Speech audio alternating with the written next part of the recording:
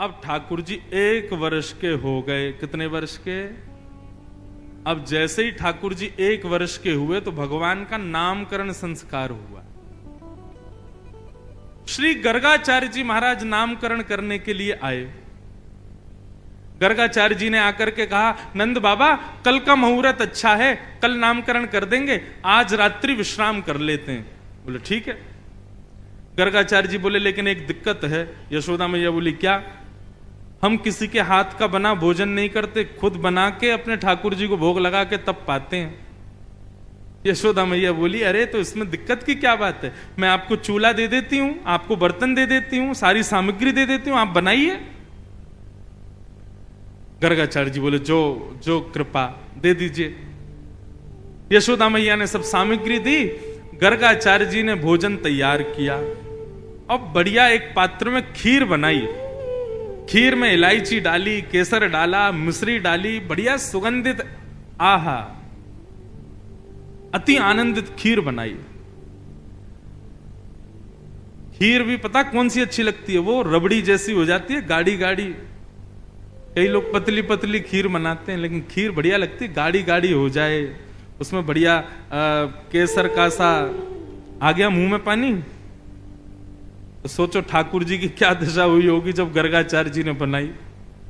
यही हुआ, जैसे ही गर्गाचार्य जी ने खीर बनाई, अपने शालिग्राम भगवान के सामने जैसे ही उसको सजाया, तुलसी छोड़ करके, और त्वदीयम वस्तु गोविंद तुभ्यमेव समर्पयेत् ग्रहाण सुमुखो भुक्त्वा प्रसीद परमेश्वर, ये भोग लगाने का मंत्र है।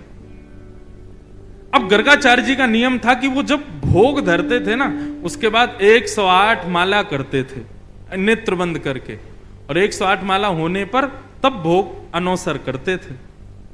गर्गाचार्य जी ने भोग रखा और जैसे ही आंख बंद करके नाम जप करने लगे, अंदर आंगन में ठाकुर जी बलराम जी के साथ खेल रहे थे। अभी 1 वर्ष के हुए, थोड़े थोड़े चलते हैं फिर गिर जाते हैं, फिर घुटमुन घुटमुन चलते हैं, फिर खड़े होते हैं, फिर गिर जाते हैं, ऐसी स्थिति में है।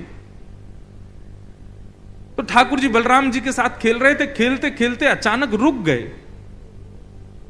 बोलना तो जानते नहीं, थोड़ा थोड़ा बोलते हैं। बलराम जी बोले का भयो? अच्छा, मनी मन में दोनों की बात होती है। ठाकुर जी बोले अरे भैया आज एक बहुत जोर को भगत आयो है, नामकरण करवे आयो हमारो, माने ऐसी जोर की खीर बनाई है, वहां में बढ़िया केसर डाली है, इलायची डाली है और मिश्री डाली है, बिल्कुल रबड़ी जैसी खीर है। मेरा तो मुंह में पानी आ रहा हो, खावे को मन कर रहा है। ताऊ जी बोले तो फिर रुको काई को, चलो जा, और बढ़िया लगे तो मुक्कू भी बुला लियो।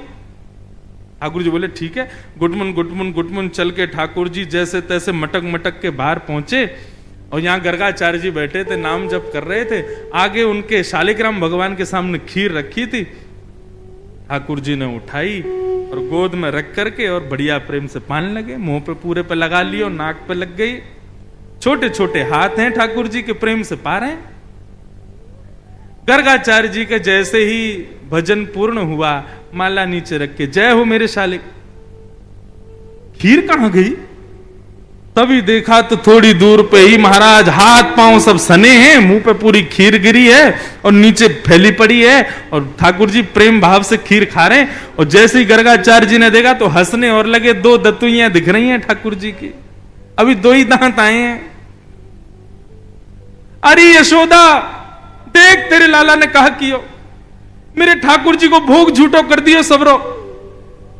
यशोदा मैया दौड़ी दौड़ी आई, बोले बाबा बाबा बाबा नाराज मत हो, छोटो बालक है, आप क्षमा कर दियो। बोले देख पूरी खीर खा गए। बोले वो तो बहुत बड़ी सौभाग्य की बात है कि खीर खाई, नहीं तो ये शालिग्राम को गुलाब जामुन समझ के खा जाए। नंद बाबा तो अपने शालिग्राम भगवान छुपाते डोले, क्योंकि याकू ऐसा लगे ये खावे वाली वस्तु है। वो तो बाबा कृपा है कि आपके शालिग्राम ना खाए, यानी खीर ही खाइए।